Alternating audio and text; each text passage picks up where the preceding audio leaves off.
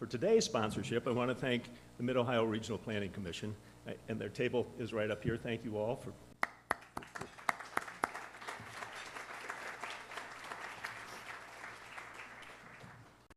Our panelists will provide a depth of information and are excellent examples of collaboration.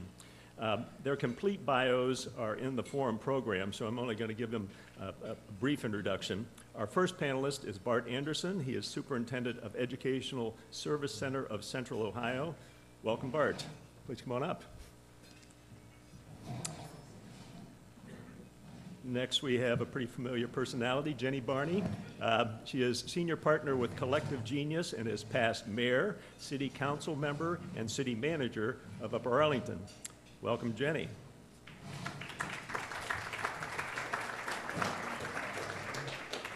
Third, we have Michael Hartley. He is Vice President of Government Relations for the Columbus Chamber, where he heads the advocacy efforts on behalf of the Columbus region's business community. Please welcome Michael Hartley. To moderate the panel today, I'm pleased to introduce Gene Krebs, who is Senior Director of Government Affairs and Policy at the Greater Ohio Policy Center. Gene, here's your panel. Thank you very much. Thank you, Rich. And I do want to thank CMC for holding a program today on such an important and emerging topic. Before I begin to ask our panelists questions, however, in the spirit of full disclosure, just so you know, I believe that regionalism is the recognition of the reality that we live in today. And we live in a watershed, but we also live in a commute shed. And it's fascinating to me. I watch the traffic flow and the traffic patterns, and that's what defines your region, is where you work, where you live, where you play, and how you get around through that. That is the reality, and how we adjust our land use policies, I believe personally, is the key to us competing against either and or India or Indiana, which is a line I stole from somebody else, so do not give me credit for that one. Okay? So, for my questions here, first I'm going to go to Jenny, ladies first. And Jenny, we all associate you with many things. You're a former Franklin County office holder, but in my mind, I always think of you in Upper Arlington. And so, why would Upper Arlington care about regionalism? And conversely, why should the rest of Central Ohio think what Upper Arlington thinks about regionalism is relevant to how they think about it? Thank you, Gene. As I think about that question, I think why it's important to Upper Arlington is why it's important to every other community in Central Ohio. All of us are facing challenges now with the slowdown in the economy, but also with the cutbacks from the state government, that we are all facing financial issues that we need to address. Certainly this isn't a new thing for Upper Arlington or any other community. There have been shared services for decades in the Central Ohio region, and as we look around the state, Central Ohio really has been one of the shining examples of how people get along. You look at MORPC, which is a collaboration and a council of governments, not a council of governments, sorry, that's technical and I don't mean to go there. It's a collaboration, we problem solve, we share our services all the time. We have CODA, we have, the court systems are shared. There's a lot of things that are shared in Central Ohio that's just a way of doing business. So it's not new ground, but it is becoming more critical as our budgets are getting shrunk. And so we need to keep at it and keep focusing on that. I think one of the things that private citizens don't understand that is unique to the public sector, and that is in the private sector there are trade secrets. And if you are with a business, you don't share any of your secrets with anybody else, with any of your competitors. Well, in the public sector, there are no trade secrets. Everything is shared. And so there have been, you know, if you want a new job description for a dog catcher, all you do is put it out on the web and you get 40 back from all over the state and the country. So there is that collaborative model that is just inbred in the public sector that is unique. But I think there are ways that we have been working harder and harder at shared services, and I don't know if you want me to continue on that. If you'd like okay. to. Um, and let me, before I say that it's the citizens that are either driving this or pulling back from this. I think that we go only as far as our citizens are willing to move. And so even though the government officials may say, 5 years from now we're going to run out of money, let's do something differently, if the citizens aren't on board, you don't go there. And examples of, no matter how much it costs. So recent examples in just the past year, Riverly was going to be joining with Worthington. They were going to be saving money. They had some infrastructure needs. They were going to join Worthington, and it had to go to the voters of Worthington and Riverly. Worthington voted for it. The residents of Riverly said, no, we want to be Riverly.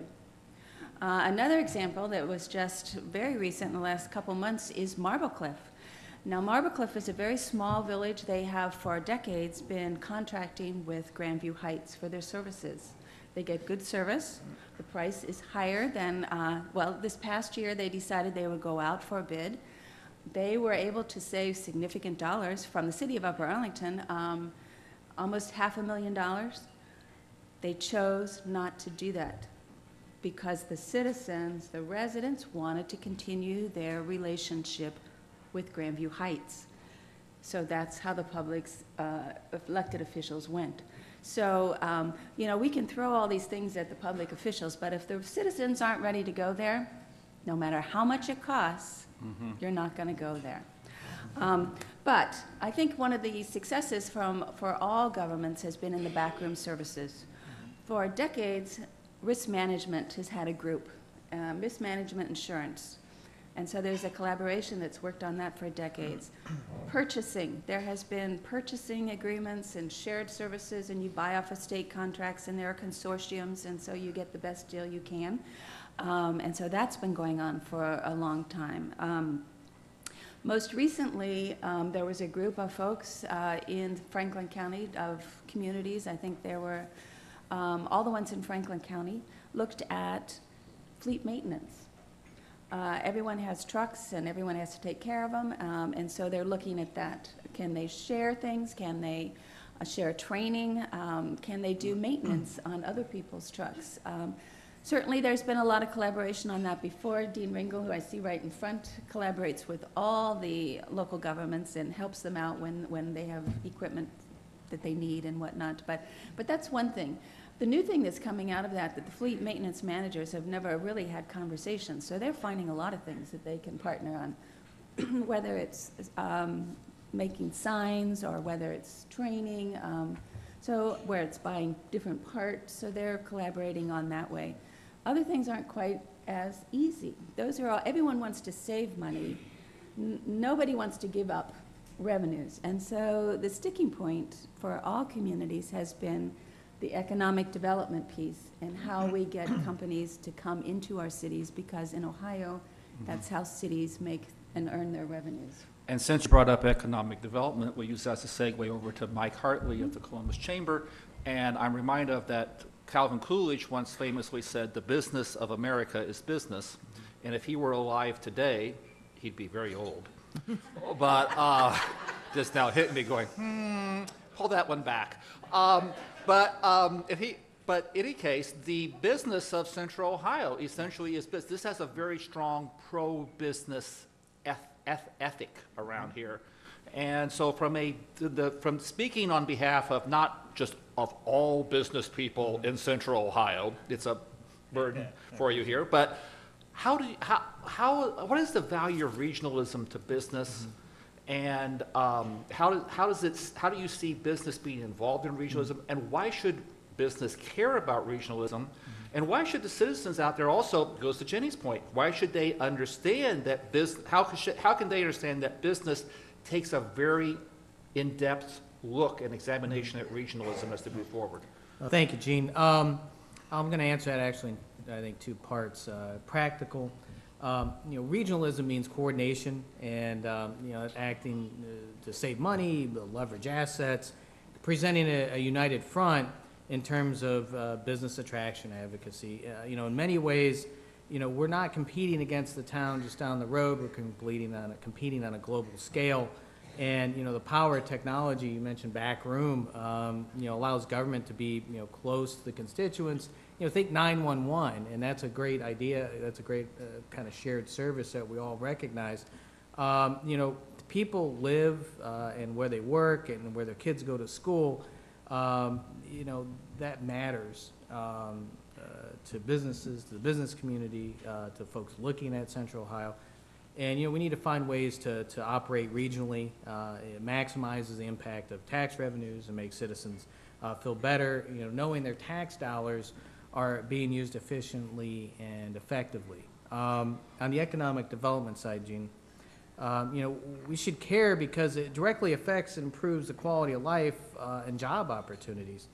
If you have a vibrant downtown, the counties and the cities, the suburbs, they thrive off of that, and vice versa. The more activity that flows through the region, we call ourselves the Columbus region, more of that flows through commerce, tourism. It affects what happens in my home county of Pickaway, but Licking, Marion, and so on. And listen, businesses don't care about political jurisdictions. What's good for the suburbs is good for downtown and vice versa. Again, I mentioned you name a vibrant city that doesn't have strong suburban communities. And, as the Columbus region, as a metro region, we got to compete in a market that is kind of the collective of our assets, business, institutional, workforce, infrastructure. We're competing against metropolitan areas that are world-class around North America and throughout the globe. I mean, you look at our main competitors, Indianapolis and Charlotte and so on. I mean, those are the places that we're competing against. Columbus 2020 and the metropolitan area of Columbus, we've been getting a lot of attention lately. I mean, you've seen, people can feel it out there. We have a fantastic staff over there at Columbus 2020. The fact that actually I made the joke that the government relations team at the chamber is actually a shared service. Kristen and Nicole and Kate and myself, we're all a shared service. We work for the chamber and do work for Columbus 2020 and help the partnership. So we're a prime example of this, but we're bringing all this global attention here, and the fact that people are noticing now, not just all around. I mean, look at all the number of awards. You look at Ohio got the 5th most jobs in job growth in 2011, and Central Ohio has always been a leader in that. People are looking at us differently. And that just brings more jobs and more opportunities for economic growth and more chances and choices, for the entire region. Ultimately, if you look at our region, the 11 counties that Columbus 2020 has, which is kind of what you would normally think of Central Ohio plus Logan, it's a low and competitive cost of living, high quality of life, great family atmosphere, colleges and universities, and so we become much more of an attractive community, Gene, and that is something that you mentioned the taxpayers. I always think of, if you look at a municipality that is open to regionalism or shared services, they're able to save money, particularly on the backroom deals, backroom items, IT, backroom deals. No. Right. You can pull that one All right, back. can you, let me walk, let me, yes. Yeah. Let me walk back from that one. Backroom services. Awesome, I like that. Yeah, thanks. Made everybody laugh. That, they can save hundreds of thousands of dollars, depending on the size. Even the smaller areas, they save hundreds of thousands of dollars. And this, they can spend that money on other things if they want, police, fire, et cetera, et cetera. So for us, it's looking at it in a larger respect, and so that's why it matters to the business community. And I'm going to turn over to Bart now. Another full disclaimer here. Bart and I go back 20 years to when he was a teacher back in my home county of Preble County when I was on the Eaton School Board. So it's a mutual assured destruction society. Okay? right? Yeah. Right. Gene's been raising cane for all 20 of those years, too. Yes. And grain, too, he's been Yes. raising. But nonetheless, Gene, I think the answer to that question for the school community is it's kind of the new normal under which the education community has had to operate. When you consider that just in Columbus, Ohio, as if Mayor Coleman were asked today to say what schools do the youngsters that you serve as mayor live in, he would have to say, well, if I started off and started to count, about 50,000 attend suburban school districts, about 50,000 attend the Columbus City school districts, about 25,000 attend charter school districts, and about 30,000 attend privates. The new normal is that this co-opetition between school districts for students and for I achievement. like that. Co-opetition. Let's all write that down. Parents really care about who their child's teacher is. The parents really care about who their child's teacher is, but they don't have the least bit of concern who processes their payroll, how their computers are purchased, or frankly, if their data, where their data is stored. And these are the elements that school districts have found, I think, across time. When you consider that 50% of that money that we just discussed for those youngsters is generated locally and roughly 50% statewide, it's still all tax money. And the ask, whether it's an ask to the legislature or an ask to your local community, it still requires us to optimize resources.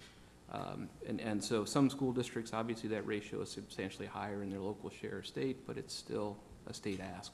So when we think about the opportunities in school districts that aren't necessarily competitive, how we pool insurance or how we pool the purchase of utilities, how we serve students of very special needs, those are opportunities that school districts since 2004 have tripled their joint purchasing or their joint relationships in Central Ohio. Okay. The phrase I was reminded of when you were talking about that was, back on the farm, we always said we don't care what the cat looks like as long as it catches mice. And I think you're expressing much the same thing, how Bobby and Betty Buckeye look at this is we just want to get, they really don't understand and or care how everything behind, in the weeds work. They just want to make sure things work. And talking about how things work, we've gone a little bit into some of the local examples of this. Sort of a two-part question. Are there any other local examples you folks want to, elucidate on? But also, if you could take this room of people, fly them magically to one or two cities in America that are doing it the best, okay? Why are they doing it the best, and what is it that they're doing there that we could bring here? And why would it work here, and what would our difficulties be here? So That's a 9-part question. yeah, I know. Well, let me, all right, let me start with the kind of the examples I know. I mean, we're in this shared services meeting, and a person from Marysville mentioned, and I'm not going to use backroom operations anymore. Their IT, they You decided. said deals. Yeah, I did. I know. Well, they're not nearly as cool as co-opetition. Yes. And I had to write that down, Yeah. actually. I think there's a hyphen in there somewhere.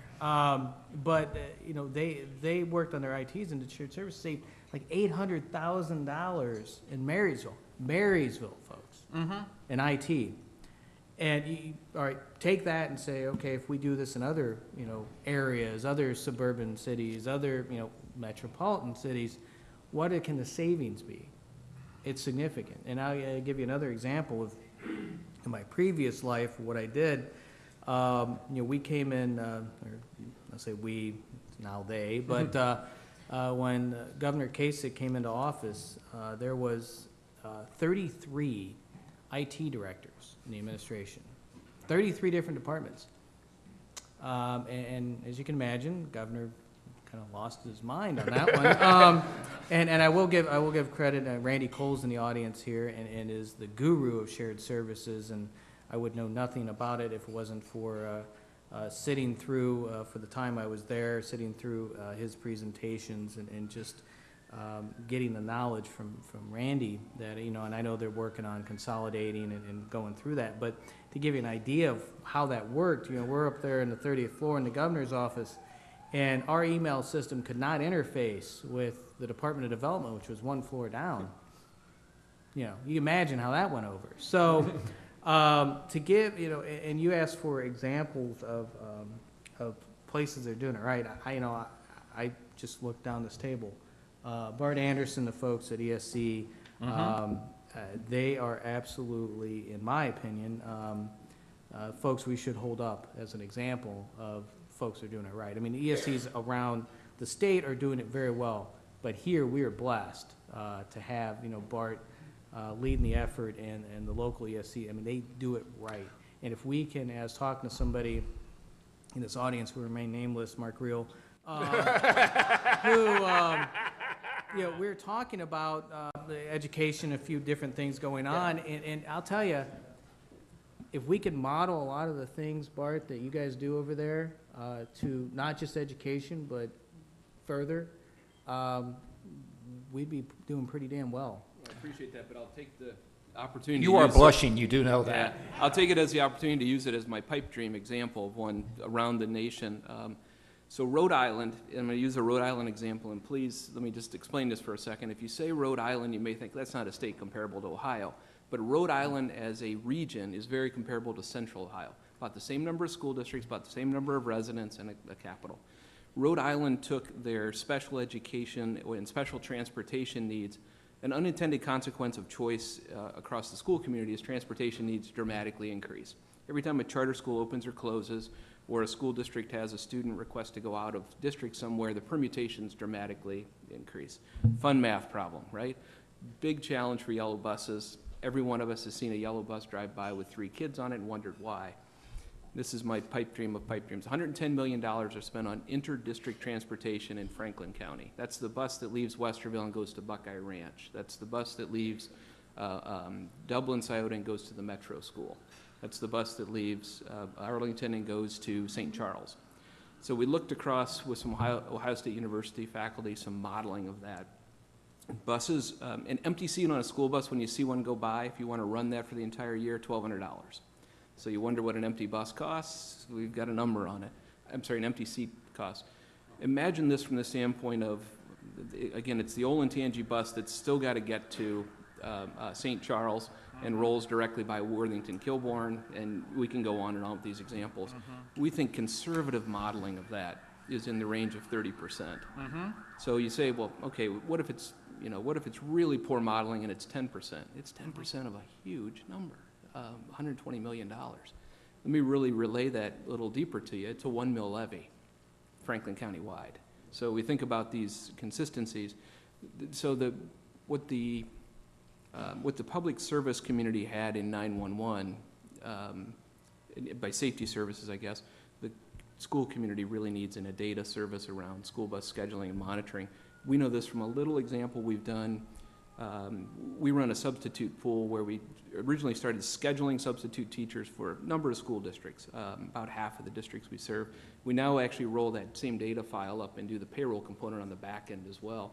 You may look at that and think, well, you know, what's it save a day? $3. Roll $3 on every substitute teacher transaction from the start of the year to the end of the year across the big span. It's a significant savings. And so these are the little elements that I have as one real example we've got, but also my pipe dream example of yellow bus optimization. So what we're hearing from you is basically this is a very target-rich environment. And what I'm thinking of is also outside of your purview, I'm thinking of things in transportation where we have separate facilities for veterans, you know, and for ODJFS folks. Largest bus fleet in Franklin County. You ask this of folks, they'd say Columbus City Schools. It's actually a Developmental Disabilities Board. Yeah. And so when we think about the multi-jurisdictional collaboration outside K-12, it is broad. Yeah, and one of the ways this plays into the business community, and this data is now a whole year old, I have not had a chance to review this data since then. This is from Department of Taxation. Ohio's state tax rate as a percent of per capita income, we are ranked 33rd out of the 50 states. When it comes to local tax obligation, we're ranked 6th highest. Now that data is a whole year old, and I haven't had a chance to update it. The other data is that Ohio has 41.3 local governments per county. The national average is 27.9. So if we could become mediocre, it'd be quite an improvement. So, but what I want to go back to here then is, all right, so who else do you see, Jenny, Mike, who else do you see around the country that you look at and go, oh, they're doing it very, very nicely? Who should Central Ohio be comparing itself to? I think if you look at revenues, when you're looking at economic development, if you go to the places where they're sharing the revenues rather than competing for companies, those are the places that I would look to. Minneapolis, Okay. maybe, those sorts of places where they share that. We're in a spot now where in the retrofit stage, and it's much like you would make decisions in your own home. We all know we would buy less gas if we had an electric or a hybrid car, but I can't afford to buy a new car. And that's where a lot of the governments are feeling, and probably a lot of businesses as well. We know there are better ways to do it, but we can't afford to get there. And which is why we all need to start reinvesting in that retrofit so that then we can move forward. And I think that is the sticking place. And even though MORPC is our sponsor, I would say this anyway, that's where a lot of the conversations are taking place that can move us forward on this. But it's the retrofit. We're in that rubbing stage where it's going to get itchy before it gets better. But I think people are determined to move there. Okay. And there, I mean, you know, I mentioned Indianapolis and Charlotte. You know, we have to understand that, you know, there are so many different pools that we have as far as on funding and such. You know, we're getting to the point of you know, max capacity on a lot of things regarding, you know, the benefit analysis on taxation, et cetera. That, you know, one thing that I know Gene and I've talked a little bit about is transportation. You know, we've got to have the funding for that. Where do you find it? You know, on the local level, where do you know, there's all kinds of things like that, and you've got to come to the realization that if you don't adjust and adapt and the retrofit, you're just going to get left behind. And I think that's a great opportunity for us here in Central Ohio to lead the charge, but also, you know, in the state of Ohio with what they're doing. I think we have a great opportunity to, you know, to be able to focus the savings onto things that we actually need, you know. And I do have to commend ODOT Director Jerry Ray, who's been up here at this podium, who has now come forward and said, yes, ODOT has a profound fiscal problem, and they're now taking, because they have now admitted it, they're now taking steps to be able to go ahead and fix it, and I really have to commend them for that. So now we're going to turn the program over to you, the folks who make this day unique. Please come to the microphone, state your name, and since we are, as a society, tending to lose our ability to focus on things long term, where was I? I'm sorry.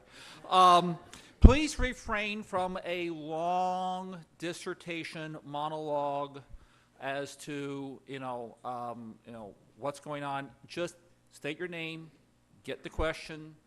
If you have to do a little bit of framing, please do so, but help us move forward, because this will be on the web for eternity, just like some statements we've heard today, which is why, and I don't know if Mike Thompson's here from Columbus on the record, this is why I tell him anymore, I don't advise anybody to ever run for a political office, because everything is now videotaped, and one small mishap and you're completely and totally doomed, which is why I will now, you're doomed long before then. Okay, all right. But I'm now going to shut up before I say something that will complete. I'm, by the way, Jenny, like you and me, we're both recovering politicians. That's right. We meet, we need to get. Day by day. Yes. Every time I see a campaign sign, I twitch. But first question. My name is Ola Ahlqvist. I'm from the Department of Geography at OSU. And I first have a question for the audience, which is how many of you use public transit on a regular basis?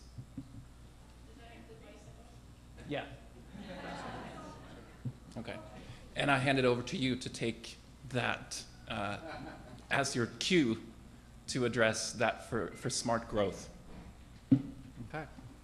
Who wants to go first? I didn't raise my hand, and I don't drive a hybrid car, so that's full disclosure. But I think he's absolutely right, and it goes back to we as individuals need to make a commitment to move us forward. And it's hard, it is hard. And every day we make those decisions, but we as individuals are gonna have to move that forward, move our families forward, move our communities forward, and our region. And is transportation a big driver as to why you talked earlier? Now, I like that frame about rubbing. I'll steal it and use it later along with, what was the one you came up with, Brad? Coopetition. Coopetition. Coopetition. Yeah, I gotta use that one. So transportation really is part of the friction here. It absolutely is. I mean, in a built-out community, I'll take Arlington, for instance, the population hasn't changed. The number of Arlington vehicles on Arlington streets has not changed. But as the region has grown, the number of cut-through traffic through Arlington to get to 315 or 270, those streets are getting at more and more capacity.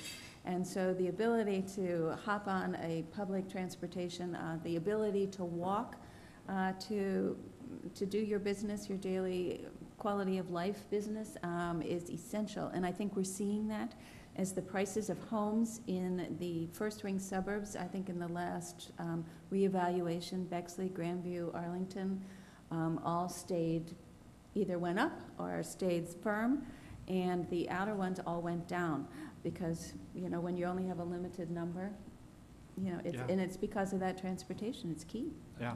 Go ahead. Just point out to the Go ahead. professor, we operate we do the employment activities for the Metro School and the Ed Council, many of you are familiar with it, which we're a member. The students on day one are given CODA passes and told, get to school. And the principal, Amy Kennedy, has a number of stories of the youngsters in the suburbs who struggle through everything necessary to do that activity.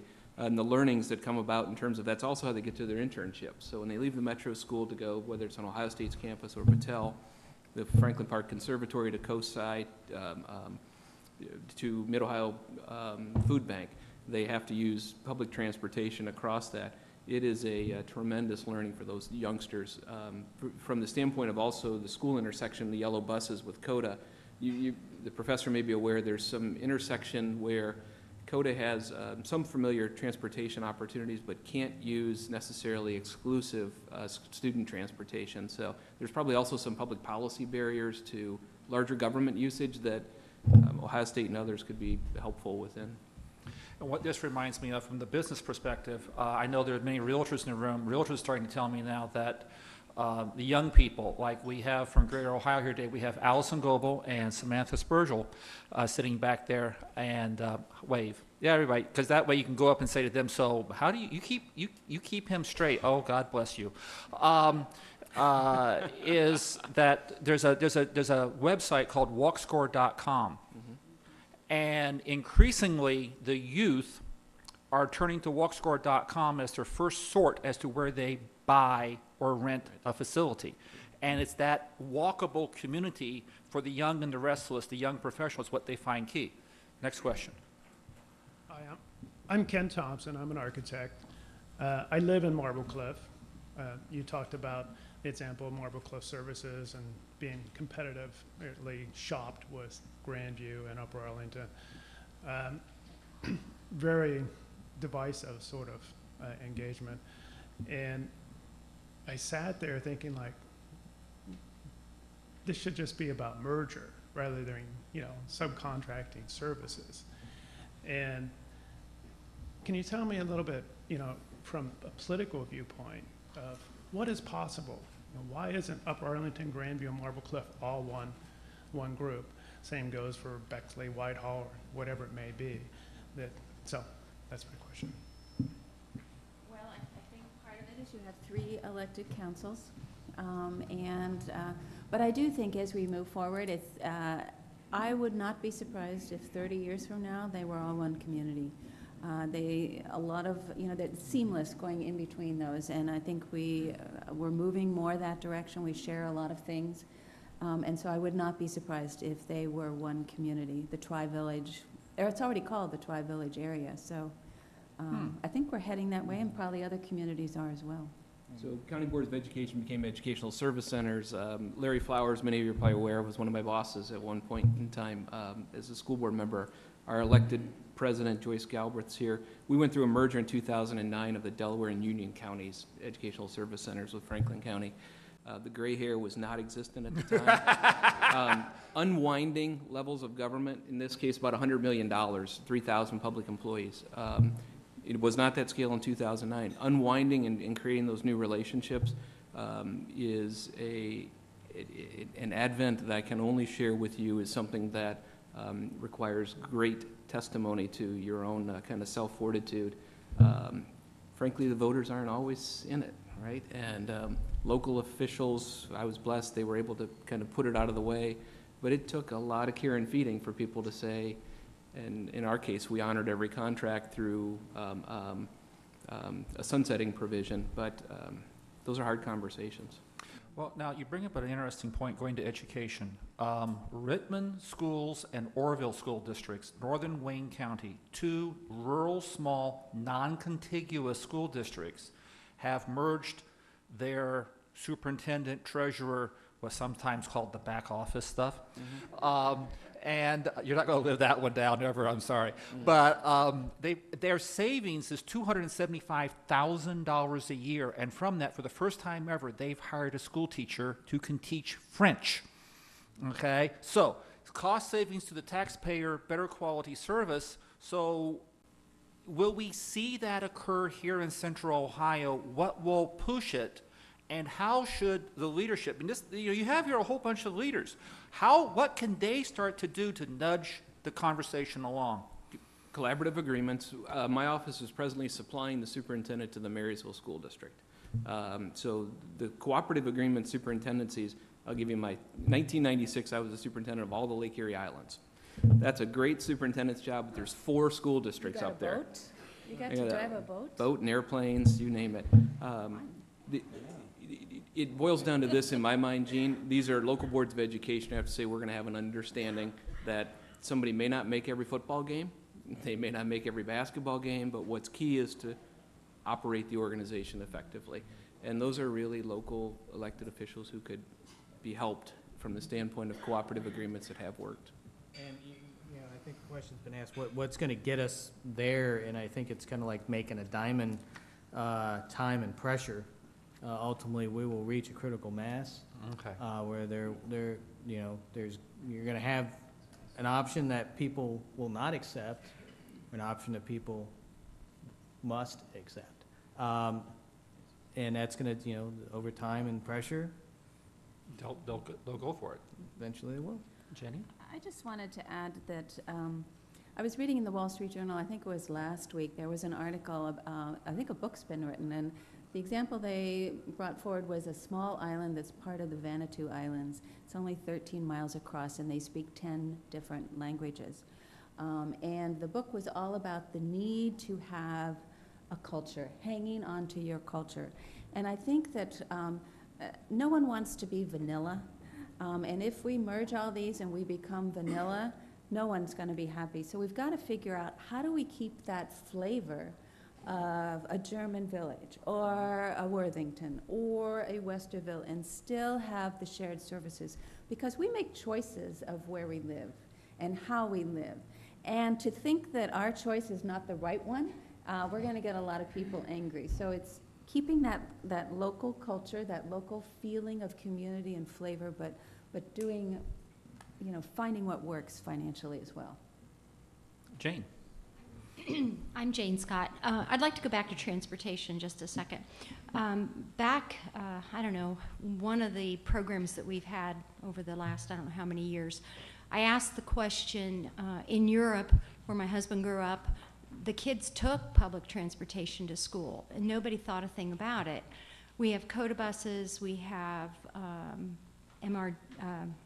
the disability buses and school buses, lots and lots and lots of tires going over lots of roads, using lots of gasoline. And I asked the question, they said, oh, well, it's illegal, it's against the policy to have public-private bus system. And my question to you is, based on that, but also, how many laws do we need to change before some of these things can start making logical sense?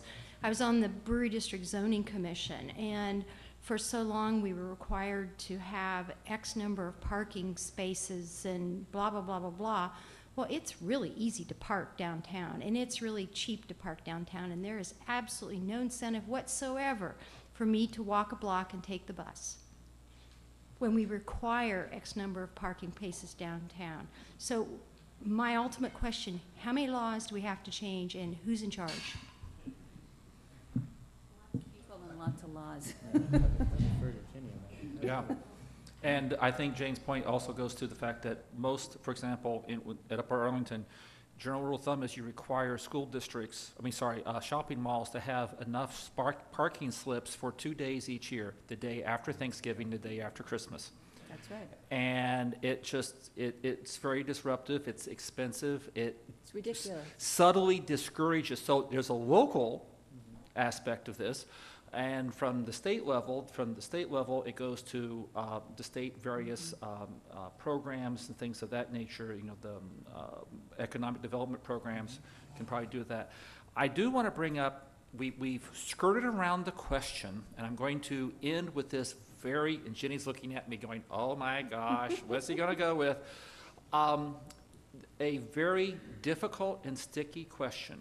We've brought up Indianapolis. Louisville and Jefferson County have just now merged. They are now, I think, and Allison and Sam can correct me later, I think they're the 13th or 14th largest metropolitan city now in the country, something like that. Columbus, what is it here, 16 or something like that, 17? Austin is like, right above it. But in any case, will we ever be able to bring Unigov to Central Ohio? Or is that just a pipe dream? If you all three now want to say, thank you all very much, this has been delightful and fun. Thank you very much. Yes. I would say that I think we need to approach this like President Kennedy approached the landing on the moon. And, in 20 years from now, we are going to land on the moon, or I don't know what his time frame was, 7 years, 10 years, 10 years. Because right now we're fighting with food on the table, basically to keep things going. We need to have an environment where we can be free thinking and figure out what is the ideal and then work back from there. And so that's what I would recommend. I think it is something that can happen. I think we're being pushed that direction. And it may not look like Louisville or Indianapolis, but it would be unique to Central Ohio and work for us. And I believe Louisville had a champion who was, took the lead and ran with it until those political realities happened here. It's going to be an uphill That's right. slog. You need a political leader that Is willing to burn up chits. that is willing to burn up chits, and also willing for people that don't vote for him in other jurisdictions are willing to follow him or her. Her. So you need someone who has that charisma, that magnetism, that credibility, and that desire and vision to move it forward. And that's when we'll get there, and not before. And Bart agrees. Okay, thank you. Rich? Do you have anything, Bart, to add to that? Okay. Any other questions from the audience? If not, I want to ask you to continue the collaborative conversation over cookies and coffee out in the lobby. I want to thank Morpsey for supporting us today, sponsoring our program. Thank you, panel. Bart Anderson, Jenny Barney, Michael Hartley, and our moderator, Mr. Krebs. Thank you very much.